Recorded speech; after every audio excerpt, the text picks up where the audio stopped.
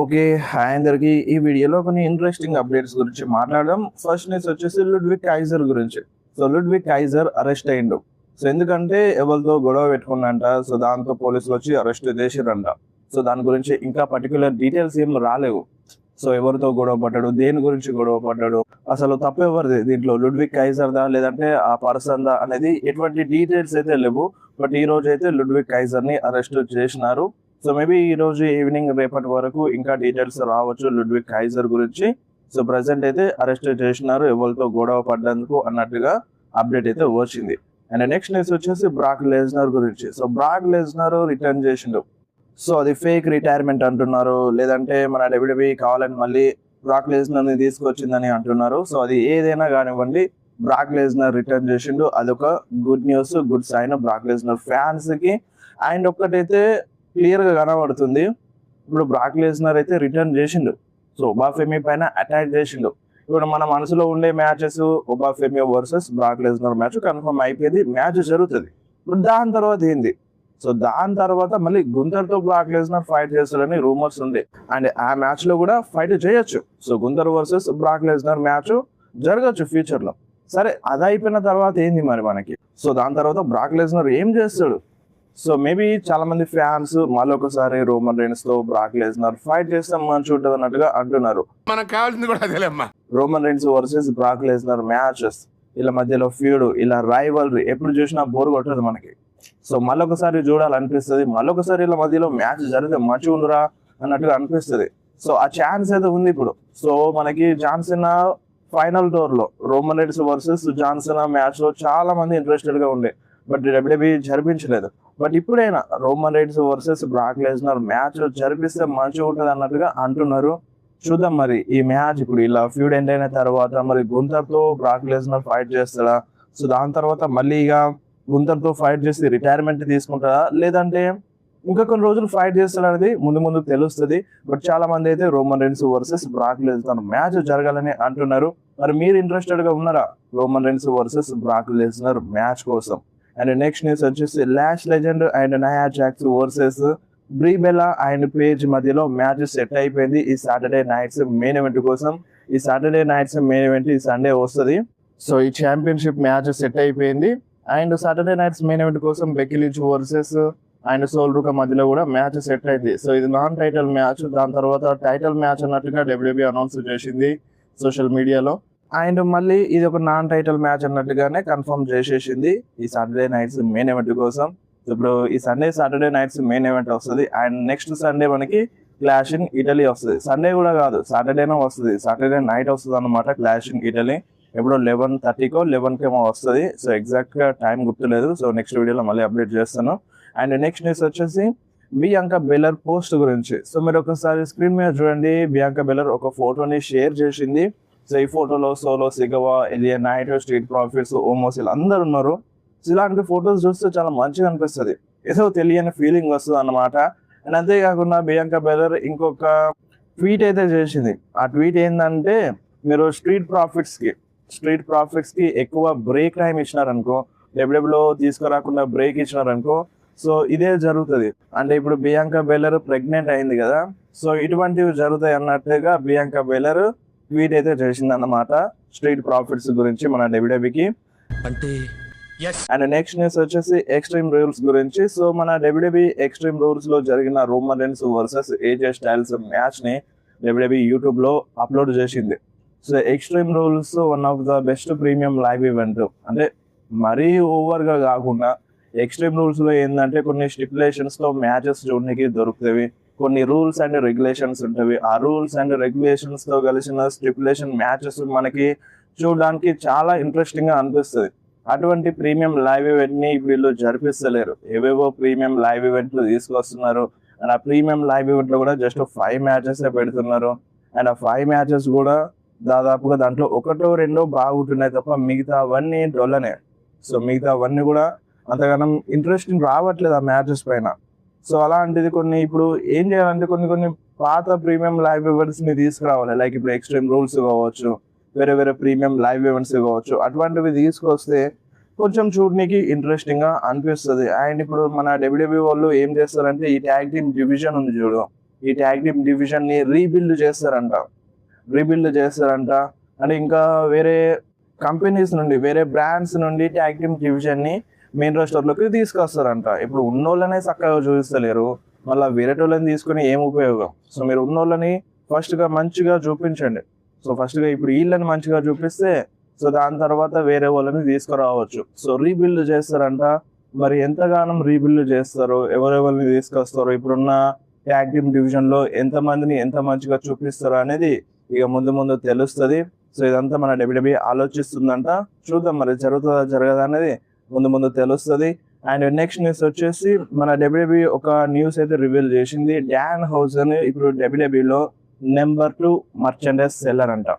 So number 2 position లో ఉన్నాడు don హౌసన్. So WWE clear గా రివీల్ చేసింది.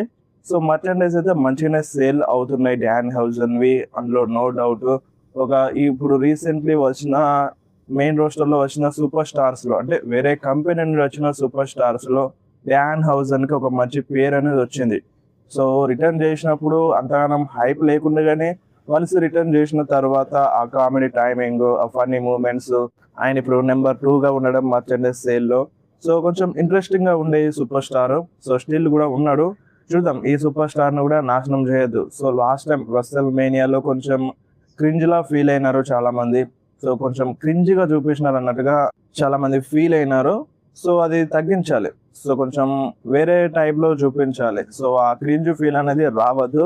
అండ్ నెక్స్ట్ న్యూస్ వచ్చేసి బ్యారన్ కార్బిన్ గురించి. సో బ్యారన్ కార్బిన్ WWE లో సైన్ చేయడానికి రెడీగా ఉన్నాడంట.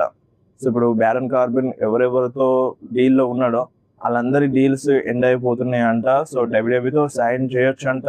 సో ఆలోచిస్తున్నారంట. సో అంత మంచిగా ఉంటే బ్యారన్ కార్బిన్ WWE లో మళ్ళొకసారి అడుగు పెట్టొచ్చు. అండ్ అంతేకాకుండా ఎన్జో కూడా మన WWE పర్ఫార్మెన్స్ సెంటర్ లో కనిపిస్తున్నాడంట. నెక్స్ట్ లో వస్తాడు అన్నట్టుగా రూమర్స్ అయితే ఉన్నాయి. ఎన్జో అండ్ బిగ్ క్యాస్ వీళ్ళిద్దరు ఒక టీమ్ లా ఉండే ఒకప్పుడు. సో WWE నుండి వెళ్ళిపోయినారు. So Enzo WWE performance centre లో ఉన్నాడు. అండ్ బిగ్ క్యాస్ కూడా తన కాంట్రాక్ట్ ఎక్స్పైర్ అవ్వబోతుంది. సో తను కూడా మేబీ WWE లో అడుగు పెట్టవచ్చు.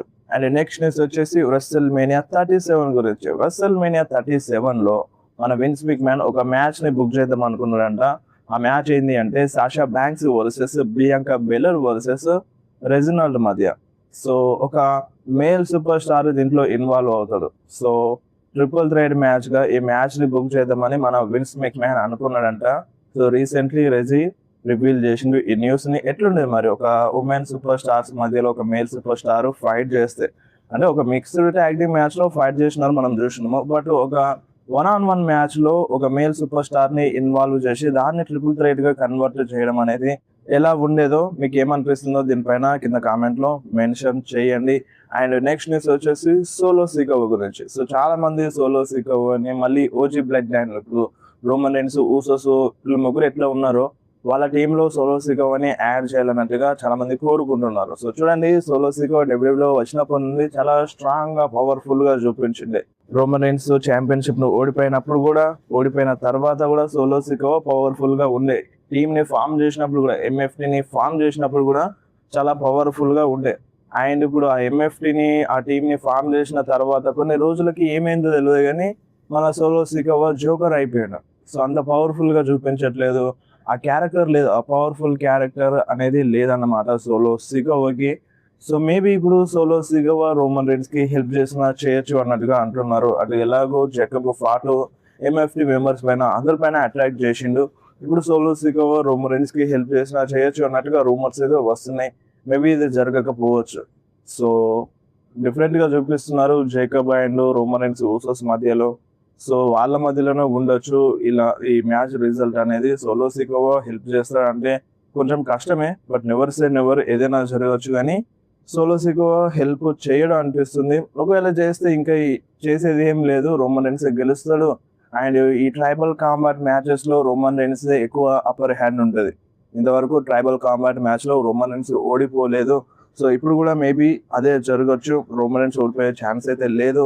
ఓడిపోయిన తర్వాత జేకబ్ ఫాటో మరి ఎక్నాలెడ్జ్ చేస్తాడా చేయడా అనేది ఇక ముందు ముందు తెలుస్తుంది.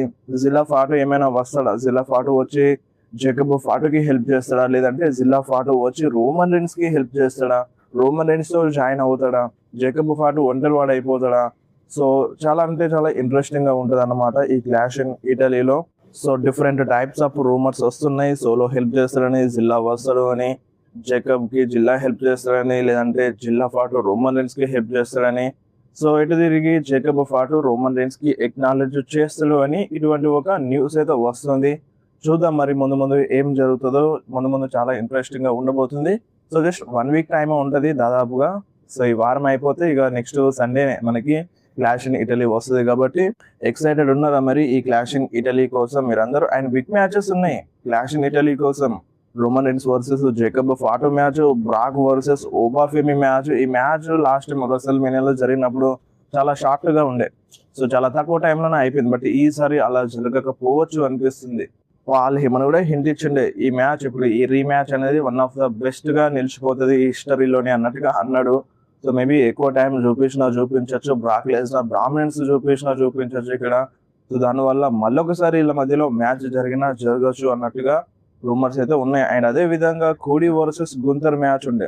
లాస్ట్ టైం వీళ్ళ మధ్య మ్యాచ్ జరిగినప్పుడు రిజల్ట్ అనేది అనుకున్నంత రీతిలో లేదు. ఒక రోల్ అప్ టైప్ లో అయిపోయింది వీళ్ళ మధ్యలో మ్యాచ్ అనేది ఎండింగ్. సో అక్కడ గుంతరు క్లీన్ గా ఓడిపోలేదు, అంటే ఓడిపోయిండు అంటే ఇక తన ఒంట్లో శక్తి అయిపోయింది, ఇక ఫైట్ చేయలేడు అన్న సిచ్యువేషన్స్ లో ఓడిపోలేదు. రోల్ అప్ ద్వారా ఆ టైప్ లో ఓడిపోయాడు. సో ఇప్పుడు ఏ విధంగా ఉంటది అనేది ఇంట్రెస్టింగ్ అనమాట. మరి రేండీ ఆర్టన్ ఏమైనా వస్తాడా? రేండీ ఆర్టన్ వచ్చి ఇన్వాల్వ్ అవుతే మేబీ కాస్ట్ చేస్తే ఛాంపియన్షిప్ చేంజ్ అయినా అవ్వచ్చు, లేదంటే మ్యాచ్ ఎండ్ అయిపోయిన తర్వాత వచ్చినా రావచ్చు. నాకు తెలిసి అయితే మ్యాచ్ మధ్యలోనే వస్తే మంచిగా అనిపిస్తుంది. చూద్దాం మరి ఏం జరుగుతుందో. క్లాష్ ఇన్ ఇటలీ అయితే ఇంట్రెస్టింగ్ గా ఉండబోతుంది. ఎవ్వరు కూడా మిస్ అవ్వకండి.